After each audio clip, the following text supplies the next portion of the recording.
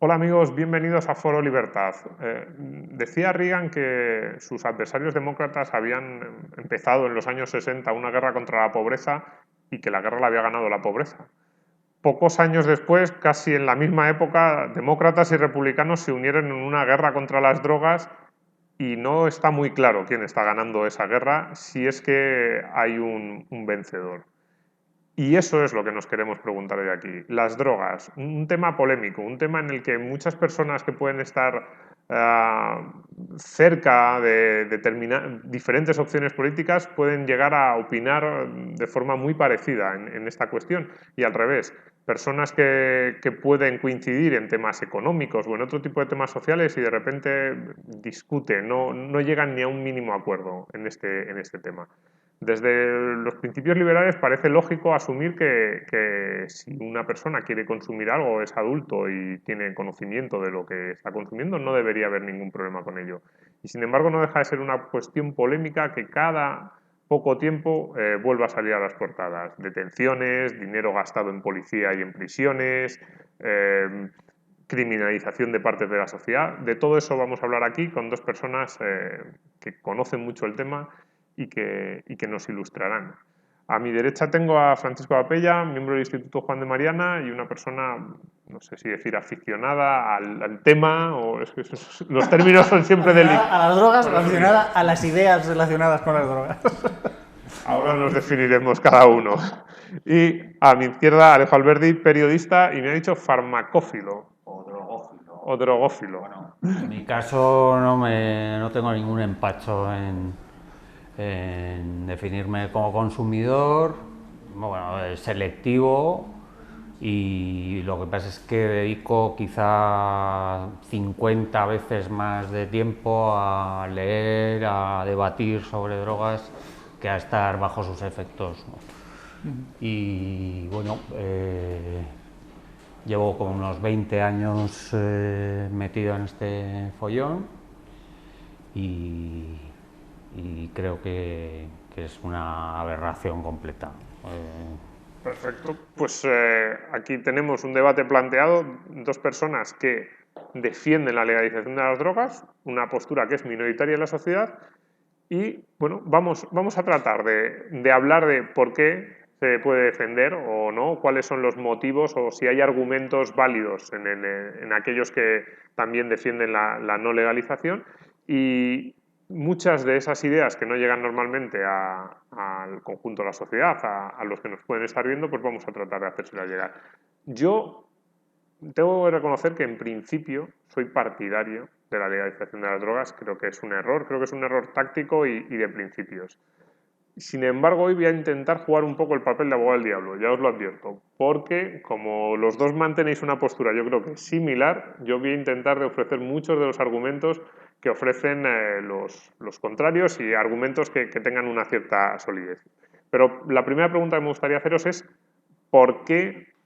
¿Cuál es vuestra posición general en este tema? Es decir, ¿vosotros legalizaríais las drogas mañana? ¿Legalizaríais todas las drogas sin ningún tipo de límite?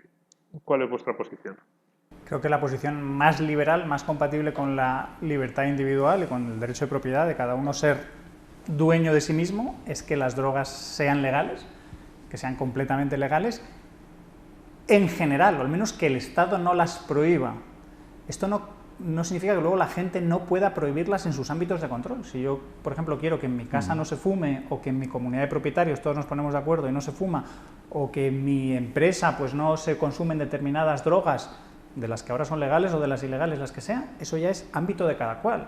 Si los padres quieren prohibir a sus hijos en la medida en que estén bajo su mando, bajo su protección, pues ahí también puede haber excepciones o casos particulares, pero que la norma general debe ser que estén permitidas, tanto su uso como su producción, como su intercambio, no solo no limitarlos a estas medidas que algunos ponen, que el consumo sea legal, pero que su producción y que su comercio no. Eso es como un poco absurdo, que tenga que haber solo autoproducción y autoconsumo.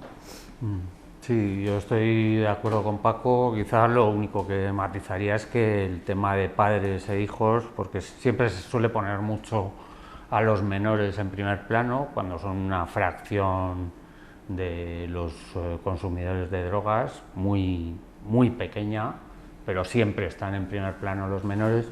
Yo creo que sí deben estar prohibidas a los menores. Se podría discutir a partir de qué edad. Hay quien habla de los 17 años en el caso del cannabis, más para otras drogas. Hay quien subiría la edad de consentimiento, bueno, la edad mínima para drogarse a los 21 años en Estados Unidos, por ejemplo. Pero vamos, yo creo que debería hacerse coincidir con la edad de derecho al voto, de poder ir a la cárcel, una serie, es decir, los 18 años debería ser la edad adecuada, ¿no? Correcto, pero para todas, es decir, yo creo que hay mucha gente, ahora mismo, yo creo que incluso si hiciéramos una encuesta, el cannabis, marihuana, bueno, yo soy poco entendido en temas científicos, por así decirlo, pero digamos, este tipo de drogas yo creo que saldría, si no mayoría a su legalización, estaría muy cerca y a lo mejor en 10 años ya estaría una mayoría. Las demás, las que siempre se han llamado drogas duras, que me vais a decir que es un término erróneo, lo sé, pero bueno, por entendernos, creo que estaría muy lejos la sociedad. Entonces, ¿vosotros plantearíais una legalización completa, por etapas? ¿Cómo sería ese...? No sé si tendría que haber líneas, pasos intermedios. De nuevo, yo creo que la posición óptima más liberal es legalizarlas todas y luego decir, oye, que no podemos alcanzar eso, pues vamos a ver qué vamos legalizando, cómo se va informando a la sociedad, cómo se realiza una transición lo menos disruptiva posible. No me parece desacertado el distinguir drogas blandas de drogas duras sin pretender que sean características de tipo blanco y negro. Hay drogas que producen menos efectos mientras las estás consumiendo, que generan menos adicción y que generan menos problemas de salud. Mientras que hay otras que son muchísimo más intensas y que pueden alterar muchísimo el comportamiento cerebral y la actitud general de la persona. Pero de nuevo, de ahí no se deduce o se establece automáticamente que es que las duras entonces hay que prohibirlas. Y dices, ¿prohibirlas por qué? Porque son más peligrosas. Entonces estamos diciendo, todo lo peligroso hay que prohibirlo por definición. La gente no puede ella de forma adulta, madura, responsable, darse cuenta de que son peligrosas para usarlas, para no usarlas en absoluto o usarlas de forma más prudente.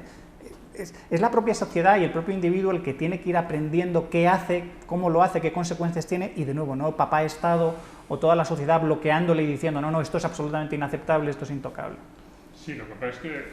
Bueno, yo creo que no es tanto una cuestión de la peligrosidad intrínseca de las drogas como de que su estatus legal incrementa exponencialmente todos esos peligros. Es decir, en el caso del éxtasis tiene sus riesgos, tiene unas dosis que no conviene superar, es una droga que se lleva muy mal con el abuso porque enseguida empiezas a experimentar más efectos secundarios que efectos buscados, y lo que ocurre es que de unos años a esta parte hay una proliferación de sucedáneos mucho más tóxicos, con una droga que se llama PMA, que aparece vendida con los mismos logos con los que se vende el éxtasis y que ha provocado cientos de muertes en Europa, ¿no? Entonces, cuando el remedio es peor que la enfermedad, hay que buscar otro remedio. Desde luego, este provoca mayores males de los que pretende evitar, y esto pasa con cualquier droga. Con la heroína, por ejemplo, es mucho más fácil conseguir heroína que drogas más suaves como el opio. El opio es mucho más caro, incluso en países donde se ha consumido tradicionalmente, y entonces esto es una aberración. Es como si la cerveza fuera más cara que el vino, o más cara que el whisky, o fuera menos asequible que el whisky, ¿no? Y esto se explica porque por una ley, la ley de hierro de la prohibición, enunciada por un experto llamado Richard Cowan, que dice que bajo un régimen de prohibición se favorece siempre las presentaciones más potentes de todas las drogas, ¿no? Por ejemplo, en el caso del cannabis, que ha aumentado mucho la potencia de la marihuana, bueno, no tanto como dicen algunos manejan unas cifras disparatadas, pero por lo menos digamos que se ha doblado la potencia media del cannabis en los últimos 15 años, pero esto es algo que viene de la prohibición que exige que las cosas ocupen menos, es decir, una marihuana potente ocupa menos espacio que una marihuana floja. Entonces, hay una carrera hacia la potencia en todas las drogas, no solo en la marihuana. Y esto, o sea, lo que no pueden hacer los partidarios de la prohibición es quejarse del aumento de la potencia cuando la política que ellos defienden es la que azuza ese aumento de la potencia, ¿no? Y tampoco pueden quejarse de la adulteración porque la política que defienden fomenta la adulteración. Entonces a mí me gustaría que esta gente por lo menos asumiera que las políticas que defienden tienen una serie de efectos secundarios, pero no, lo meten todo en el mismo saco y no asumen su responsabilidad en el aumento de la potencia o en la adulteración. Yo aquí quisiera hacer un matiz. Yo a la gente más, ¿cómo decirlo?, más coherente que defiende la prohibición de las drogas, yo cuando he hablado con ellos sí que admiten que efectivamente la prohibición de las drogas tiene una serie de efectos secundarios, pues estos en lo que es el producto, pero también pues en términos policiales.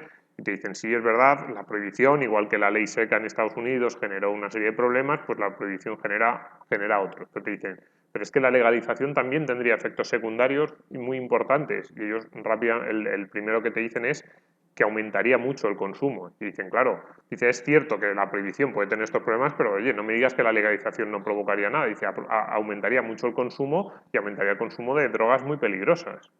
Lo primero, cuando les preguntas por qué, la mayor parte de los que saben algo de economía te dicen, ah, bueno, es que entonces bajarían los precios y entonces a menores precios, más ventas, mayor consumo. Entonces dices, un momento, esto sería así si todo lo demás fuera absolutamente constante. Y dices, legalizar no es solo eso, que el mercado cambie de tal manera que los precios bajan, es también cómo lo vive la sociedad o qué otras instituciones se van generando. Ahora, por ejemplo, hay un efecto de atracción porque es lo prohibido. Entonces hay gente que se mete en el mundo de las drogas, pues típico de adolescente, de yo hago esto para parecer mayor y para enfrentarme a lo establecido y para demostrar que mira lo que puedo hacer, puedo ir bordeando ahí el lado oscuro de la sociedad. Mientras que cuando las cosas son legales, pues ya pierden ese atractivo. Luego también, no solo se trataría de legalizar, se trataría de decirle a la gente, oiga, es usted responsable de su propia conducta. Si usted se mete en problemas, si se genera una adicción o si tiene problemas de salud, es usted mismo el que se los ha provocado. O sea, no venga luego a decirnos que es usted una víctima y que la sociedad le debe algo, que la sociedad tiene que pagarle algún tratamiento de rehabilitación o que tiene que pagarle un subsidio permanente porque usted ya no puede trabajar, ya es usted una especie de desahuciado o un enfermo de por vida. Esto hay psicólogos y psiquiatras como Theodore Rimpel que han tratado mucho con adictos y que hablan mucho del cuento de los adictos, de cómo dices, oiga, que la adicción existe y el síndrome del mono existe, pero que el adicto tiende a exagerarlo, precisamente para darle pena al médico, para darle pena al trabajador social, a decir, no, me tienes que ayudar, tienes que estar, él no es responsable, no hay nadie responsable, la propia droga parece que maneja a la persona en vez de que ser la persona la que tiene que responsabilizarse de sí mismo. Y luego, si aumenta el consumo, yo les digo, ¿y qué? ¿Qué más da? ¿Es que todo uso tiene que ser automáticamente un abuso? Esta gente ya tiene unas categorías en su cabeza de droga, mala, se lo han vendido, droga, caca, droga, mala, algo muy sencillo. Entonces cualquier consumo es un abuso. Y que aumente ese consumo, entonces naturalmente es malo. Aquí se olvidan un poco del subjetivismo austriaco de que las valoraciones dependen de cada persona y las consecuencias también dependerán de cada persona. Luego, que aumente el consumo no significa automáticamente que sea todo malo. Ha habido drogadictos que han hecho grandes cosas por la humanidad. Hace poco yo estaba leyendo que Wilberforce, una de las personas que en Inglaterra contribuyó, el que más que contribuyó a acabar con la esclavitud, era drogadicto. Y dices, bueno, esa drogadicción le llevó a tener una vida, digamos, destruida o estéril, mala. Es que no, en absoluto. No era drogadicto, porque en aquella época no existía el concepto que hoy tenemos de drogadicto. O sea, si era drogadicto en el sentido de que Pero la adicción existe, la adicción no es un Sí. mito, te crea esa necesidad de consumir, pero no eras drogadicto en el sentido de que era una persona destrozada, enferma, que pidiera ayuda, ni nada, sino simplemente era una persona que Sí, bueno, reconocía que tenía esa Escotado necesidad. suele citar otros ejemplos, Goya, Bismarck, bueno, son infinidad, claro. Hoy he visto el álbum Mariani, del vino a la coca Mariani, que se hacía antes de que fuera prohibida la coca y la cocaína. Salía el general Petén, hicieron un álbum con personalidades, salía el general Petén alabando el vino a la coca del Perú, que llevaba una pequeña concentración de cocaína, diciendo que les iba a permitir, es decir, en aquella época, bueno, hubo papas, reyes, el rey de España en aquel entonces, que alabaron las virtudes del vino a la coca, y es que no había ningún estigma. El estigma se crea a partir de que decretas que determinadas sustancias son diabólicas, no existe forma de usarlas provechosamente, sino que todo uso es abuso, que es una aberración, porque con cualquier droga existe la posibilidad de uso y de abuso. Y pues hay mucha diferencia entre subirse a un coche colocado hasta las cejas o tomártela en tu casa, en tu habitación y sin poner en peligro la vida de nadie, ¿no? Y bueno, realmente lo de los aumentos del consumo es de un cinismo increíble, porque, por ejemplo, en España, del año 95 al 2004, ha habido un aumento exponencial. Se ha llegado a duplicar el cannabis y de cocaína, incluso en menores. Están los datos en la web del Plan Nacional sobre Drogas.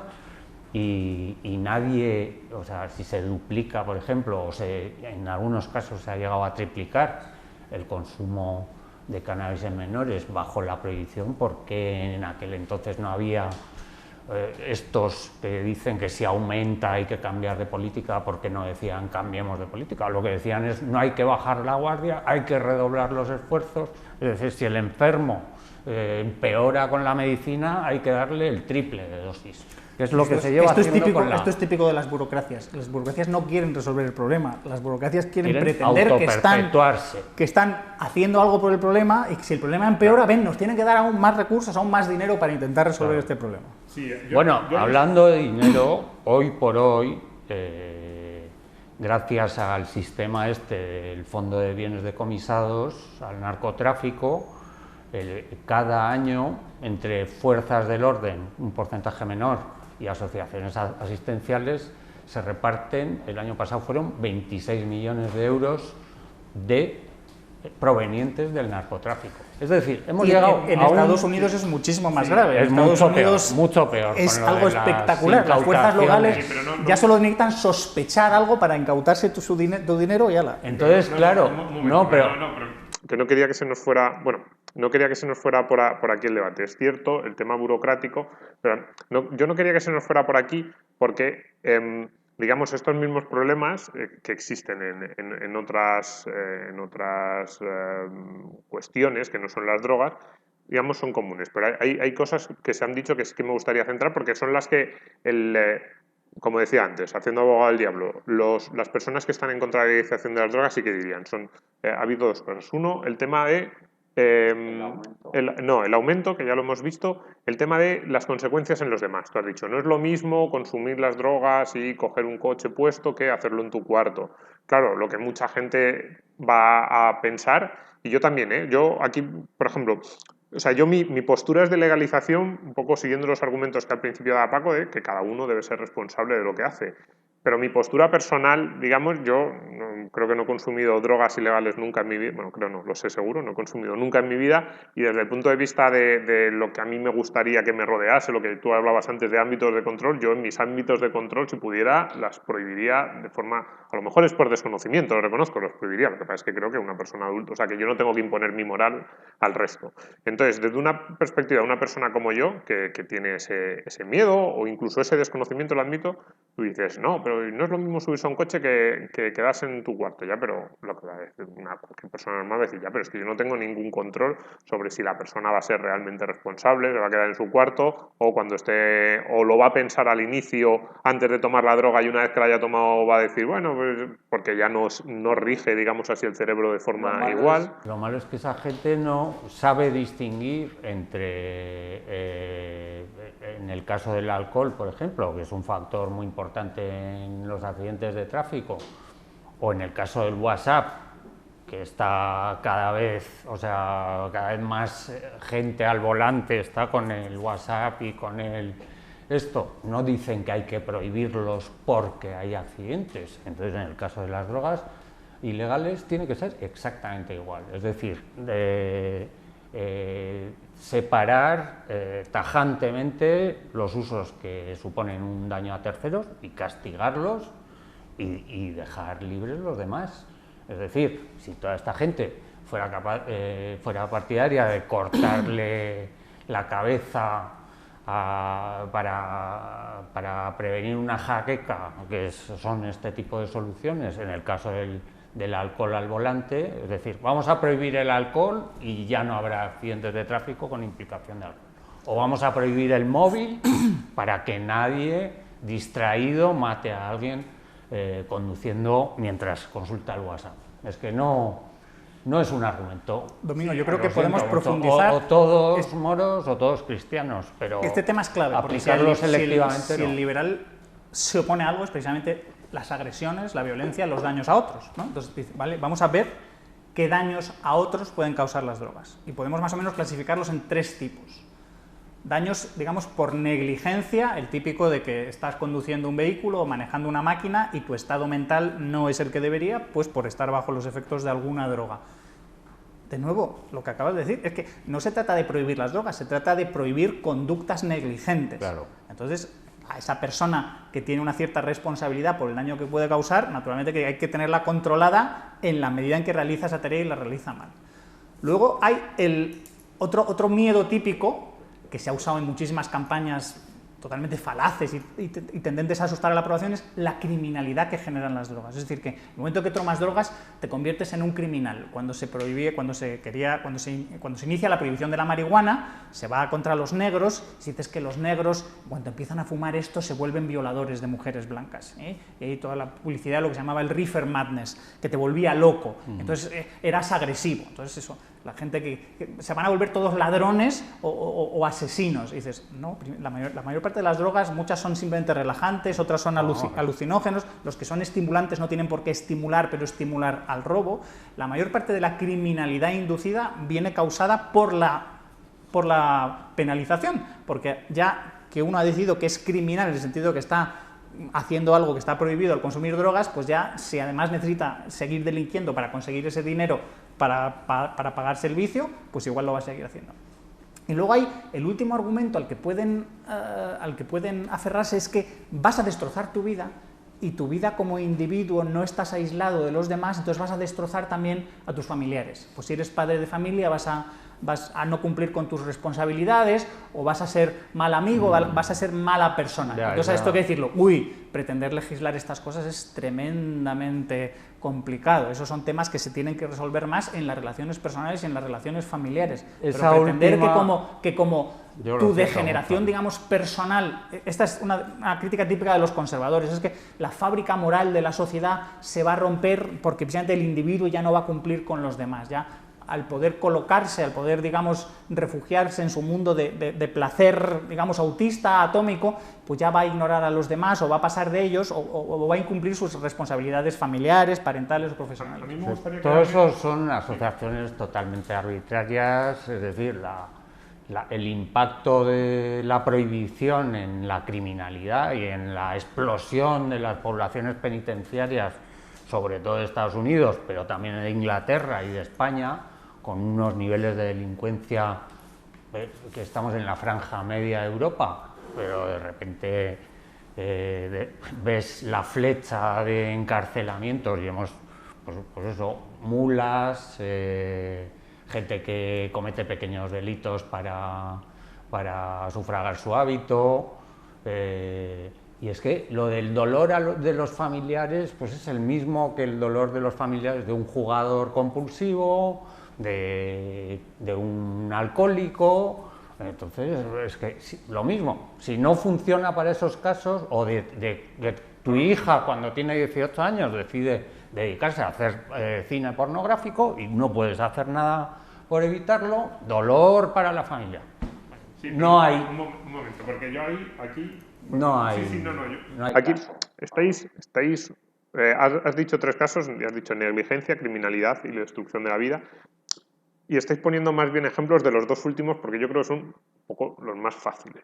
A ver si os pongo en un aprieto, porque yo entiendo, claro, dices criminalidad. Yo creo que la guerra contra las drogas ha desatado un fenómeno similar al que se generó en Estados Unidos con la ley seca. Yo creo que hay mucha gente que lo ve y dice, hombre, con la ley seca lo único que hicimos fue, pues eso, generar productos más peligrosos, generar mercado negro, incluso dar pie a grandes organizaciones criminales que además de vender alcohol hacían otras muchas cosas y la gente dice, o sea, fue muchísimo peor el remedio que la enfermedad. El tema de destrucción de la vida familiar, pues lo que tú dices, oiga, la responsabilidad de cada uno y esto que decías tú, y hay muchas otras cosas que pueden provocar eso. Sin embargo, para mí el tema más complicado, y así os lo digo, es el de la negligencia. Tú decías antes, por ejemplo, y decías, hay gente que va hablando por el WhatsApp con el coche y eso puede provocar un accidente y no pedimos que se prohíba el WhatsApp, o hay gente que se toma más copas de las debidas y efectivamente también coge el coche y eso es peligroso.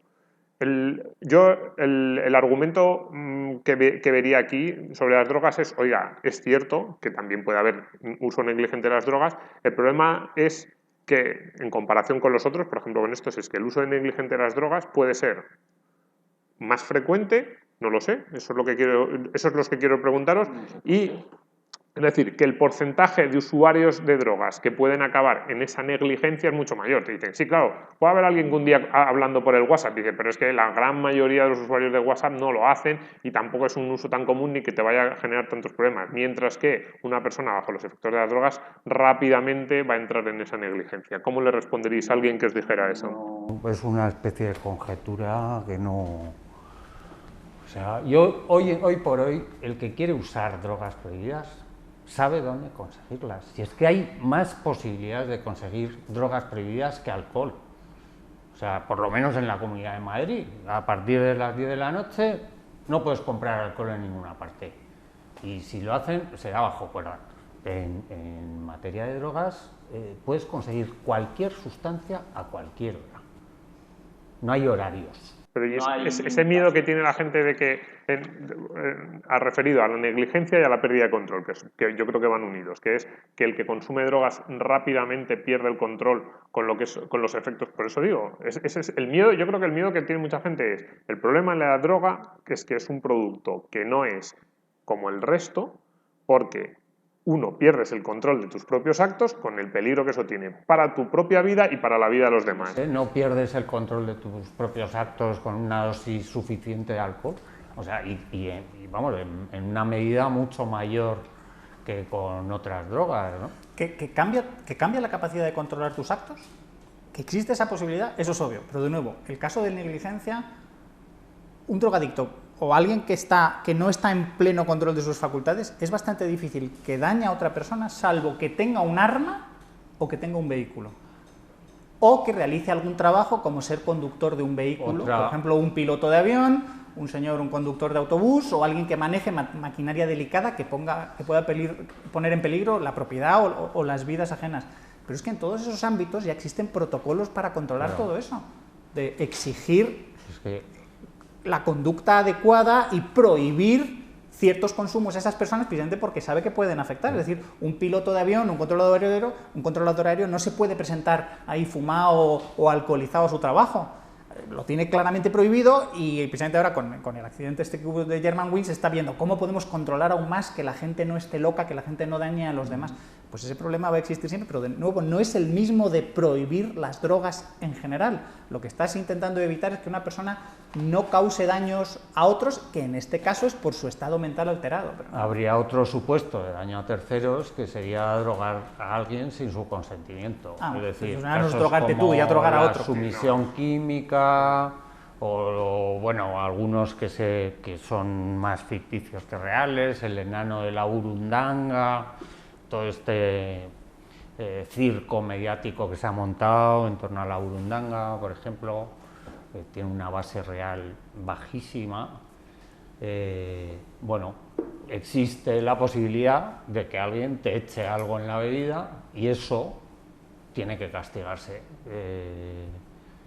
Eso, poner en peligro a terceros, menores de edad, y ahí se acaba.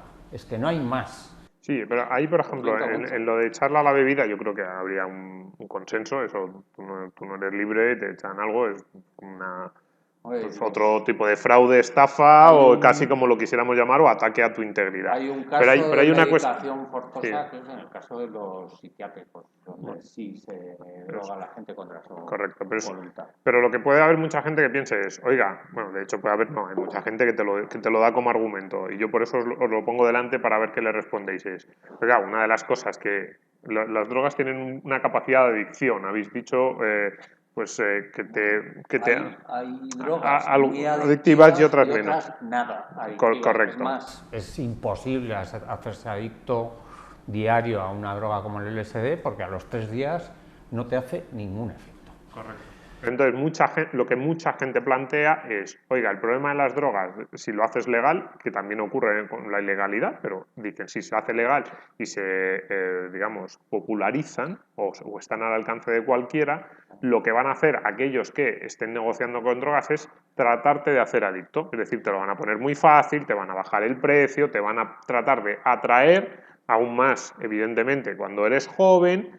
Y cuando ya seas adicto, entonces van a hacer contigo lo que quieras. Este es un argumento que también se utiliza mucho y que... Es que no me parece un argumento. En parte, vamos a ver, dos cosas. Hay un caso particular que la gente parece que olvida, en el que la inmensa mayor parte de la población es adicta y da igual, que es el café.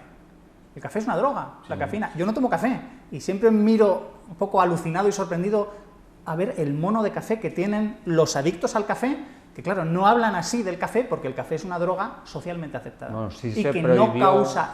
Se ha prohibido históricamente y cuando se ha en prohibido ha causado problemas brutales. Pero Escotado para hablaba que se vea, de gente que bebía cantidades industriales de café bajo la prohibición en Rusia, me parece. Se asociaba con la subversión política, el café. El té también ha tenido problemas, el mate ha sido prohibido, en los mismos términos que hoy se usan para las drogas ilegales. Y claro, ahora piensas que se haya prohibido el mate, que se haya prohibido el té, o que haya habido conflicto, o que se haya prohibido el café, y te entra la risa. El segundo es la nicotina, el tabaco. Entonces ahí me encanta el matiz que has introducido de cómo una persona puede controlar a otras produciendo drogas y vendiéndoselas, diciendo, ahora que eres adicto, te tengo bajo mi poder. Lo primero que diría es que no es uno solo el productor, normalmente. Productores de tabaco hay muchos, y salvo que se alíen en un oligopolio o en un monopolio que restrinja la competencia, productores de esa droga va a haber muchos, de manera que ninguno va a ser como dueño del adicto. Y luego lo que yo haría es decirle a la gente, oiga, que esta posibilidad existe, que usted al hacerse adicto a una droga va a ver disminuida su capacidad de control, su libertad, entre comillas, si queremos, y va a depender de otros. Entonces yo a los adictos, lo siento, digo, la manera de curarlos o de intentar evitarlos es decir, oiga, es usted idiota, con perdón, pero así, es decir, porque está usted cayendo en un hábito que permanentemente es preso de otro, es decir, el enemigo te tiene, te controla. Dices, espabila o reconoce la situación y reconoce que tú mismo, cuando eras adolescente, cuando te creías tan chulo, cuando creías que podías todo y querías parecer mayor, pues los otros te engañaron y te generaron esta adicción. Pero esto va a ser una realidad de la vida de todo. Los seres humanos vamos a estar intentando manipularlos o controlarnos unos a otros, influirnos, y resulta que las drogas son uno de los mecanismos que existen para ello. Pero de nuevo esto no lleva a decir, entonces hay que prohibirlo, sino hay que educar a la gente a que se haga madura, a que se haga responsable. Yo en ese caso, en el del tabaco, es bastante increíble que, conociéndose perfectamente los daños del tabaco, su poder adictivo, porque todo eso lo investigaron los científicos alemanes durante el nazismo, y esa información tuvo que llegar por fuerza a los Estados Unidos.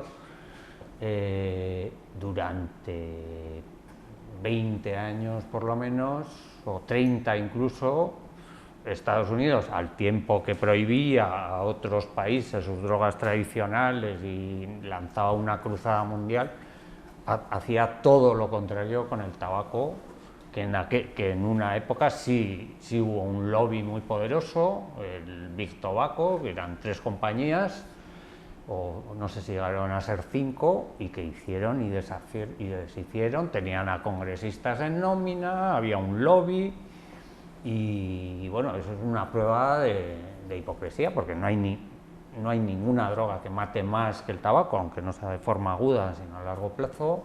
No hay ninguna que enganche más que el tabaco, ni siquiera la heroína, eso está demostrado.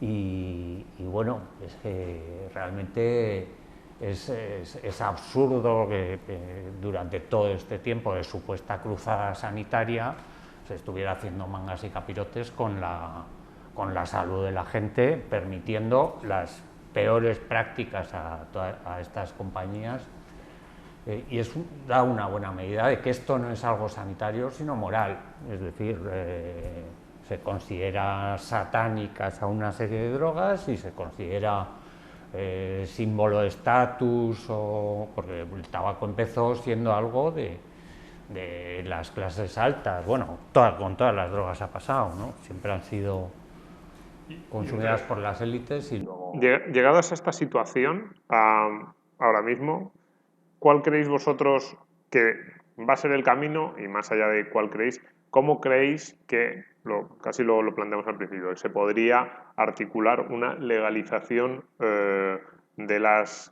drogas? Yo decía antes que creo que para sustancias como el cannabis va a ser algo más o menos inmediato. ¿Vosotros creéis que es realista plantear una legalización mañana? ¿Creéis que habría que ir por pasos? ¿O cómo os lo plantearíais? Yo suelo decir que el problema de las drogas es la idiotez más cara que está haciendo la sociedad, que tiene solución más sencilla, porque no hay grandes intereses detrás, digamos, masivos. Es decir, si tratas de reformar las pensiones, si tratas de privatizar las pensiones, te van a saltar todos los pensionistas al cuello de decir, uy, esto no me lo quites. Si tratas de establecer cosas como el cheque escolar o el cheque sanitario, entonces hay todos los intereses creados de todos los funcionarios de la educación y de todos los funcionarios de la sanidad que te van a saltar al cuello. En el caso de las drogas también hay intereses creados, pero no son tan gigantescos, no tienen un impacto monetario, un impacto económico tan grande, o al menos yo creo que es así.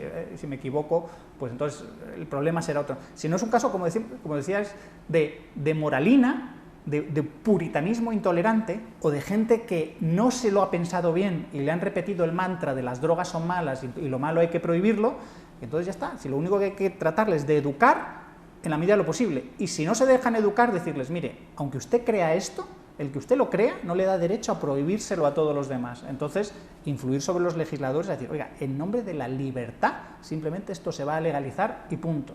Pero y por eso, Alejo, como experto, de un día para otro, ¿tú establecerías pasos? ¿Empezarías por esto que se ha llamado quizás mal drogas blandas? No se puede. O no sé si... No se puede quitar de la noche a la mañana. Esto fue un proceso gradual, la prohibición muy gradual. O sea, al principio eran 15 países que querían prohibir 4 sustancias, apenas la mayoría con fuentes vegetales. Hoy el panorama es...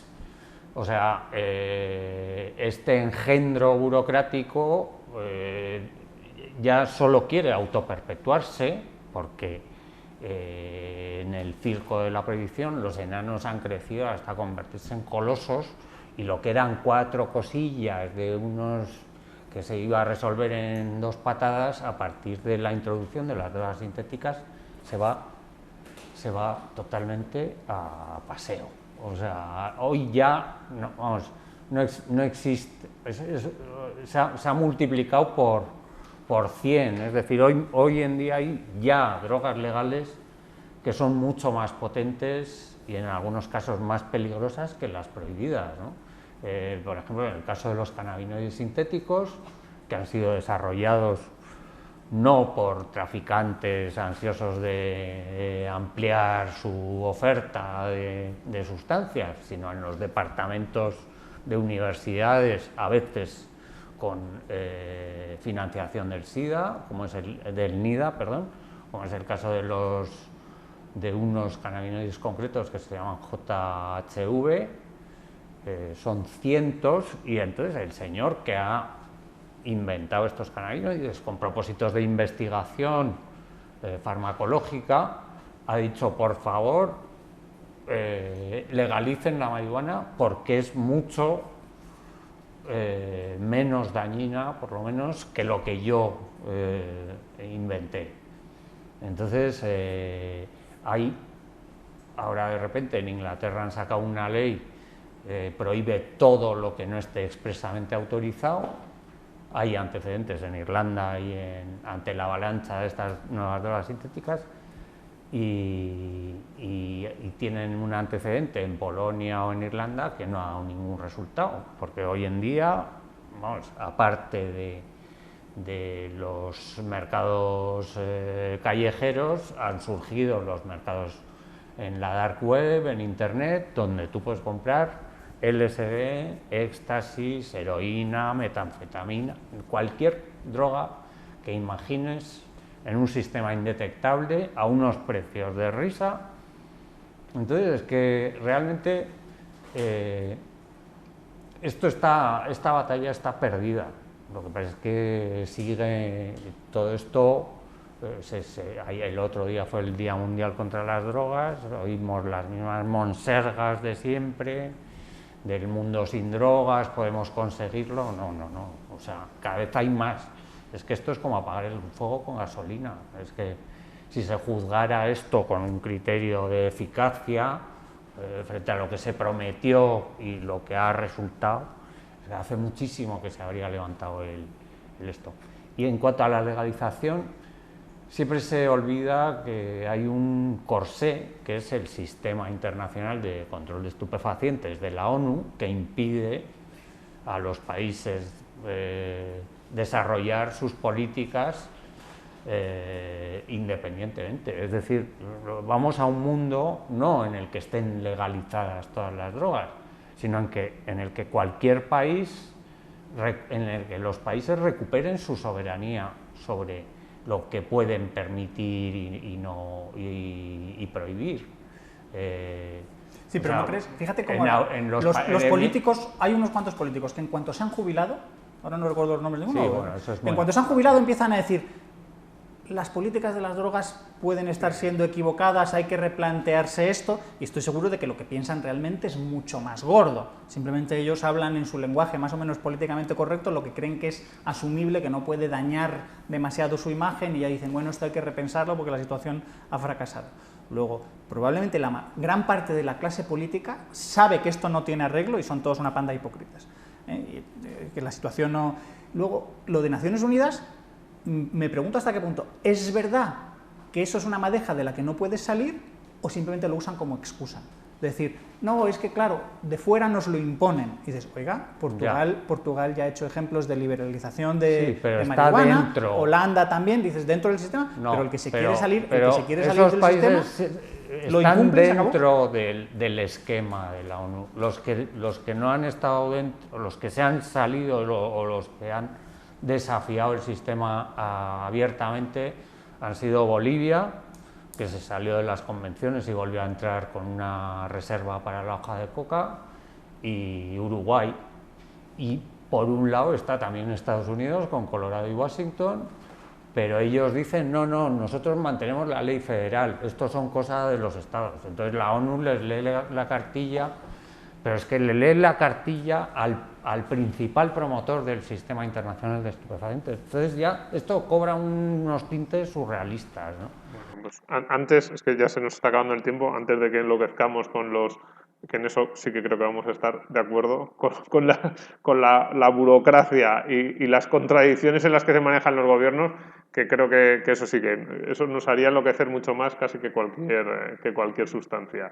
Tenemos que terminar aquí, pero siempre pido a los invitados que aconsejen algún libro, lectura, no sé si os ocurre algo o algún autor que digáis, este es muy importante, es un autor referencia. No tenemos un minuto para un argumento muy rápido que no hemos tratado y que mucha gente trata, y es aquello de que es que las drogas te hacen perder la libertad. Es que me parece un poco escandaloso. Bueno, sí que lo hemos Te lo resumo rápidamente. Es que la gente dice, no, ¿cómo podéis ser liberales y defender que la gente use? Lo primero es que no defendemos, el liberal no promueve el uso de las drogas, simplemente dice que no estén prohibidas y que cada uno decida. Pero no, es que las drogas te quitan la libertad, porque cuando eres drogadicto, cuando necesitas consumir, ya no eres libre. Y dices, a esta gente le digo, oye, y cuando tienes hambre ya no eres libre porque tienes que comer, y cuando tienes sed ya no eres libre porque tienes que beber, y cuando estás enamorado de una persona eres básicamente un adicto a esa persona. Los fenómenos cerebrales son los mismos y el fenómeno es el mismo. Entonces yo invito a la gente a que, por favor, que no confundan esto, que no caigan en esa trampa de decir, no es que las drogas te quitan la libertad, luego la posición favorable a las drogas no es liberal. Eso es absurdo. Bueno, hay muchísimas decisiones que tomamos a lo largo de nuestra vida que si abres una puerta se cierra detrás tuyo. O sea, estudiar una carrera universitaria, no estudiarla, puede cambiar tu vida a partir de eso. Entonces es que la libertad consiste esencialmente en el derecho a equivocarse. Y en el caso de las drogas, y sobre todo, o sea, adictivas son muy pocas. Hay infinidad de las drogas que están prohibidas, no son ni mortales, ni adictivas, ni especialmente dañinas. Los opiáceos sí son adictivos, las anfetaminas menos, la cocaína un poco más, menos que los opiáceos, pero es que es demencial. Acabar con una libertad para supuestamente preservar otras no tiene ningún sentido. Yo, en cuanto al libro, yo voy a recomendar los dos de Thomas Szasz, que es uno de los señores que antes vieron de qué iba todo esto, ya en los años 70, en la época de Nixon.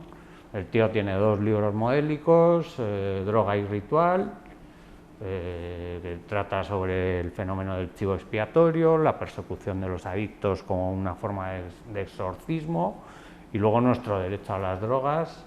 El primero está en Fondo de Cultura Económica, el segundo en Anagrama, ensayo, y son 2 libros estupendos y sin 1 miligramo de grasa. Libro me parece muy bueno en español, Historia de las drogas. ¿Se llama Historia de las drogas o Historia general? Historia general de las drogas, que además no solo es historia, sino que tiene un apartado inicial que es como fenomenología de las drogas, que es muchísima información.